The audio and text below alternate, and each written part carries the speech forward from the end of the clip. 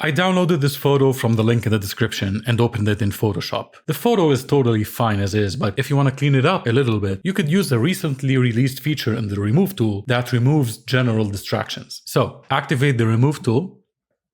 And before you do anything, go to the options bar and ensure that Create New Layer is checked unless you want your edits to happen on the original layer. Also, if you have multiple layers, you might want to check Sample All Layers. Next, set the mode to Auto, click Find Distractions, and I've already covered these two, people and wires and cables, in previous videos, linked in the description. But today, we're focusing on the newest addition, General Distractions. Click Find, wait for it to process, and done. Photoshop highlighted everything that it thinks is a distraction. Don't apply it yet though, because under Find Distractions, you'll see a color-coded list of distractions. Each one of them is highlighted on the canvas with a matching overlay. And you can click on the color box if you want to change the color. Now, click here to deselect them all, and let's go over them one by one. First one is called Ground Features, and this is gonna remove these two highlighted areas. Cool. Let's check the next one, Identified Objects. Maybe I want to keep that, so I'll uncheck it.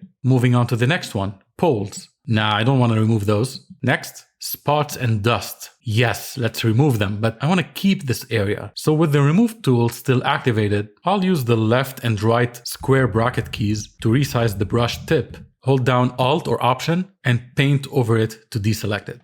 Great. I'll speed through the rest of the distractions, and now we're ready. Click Apply. And the highlighted distractions are removed instantly. This is before, and this is after. And all the edits are happening on a separate layer.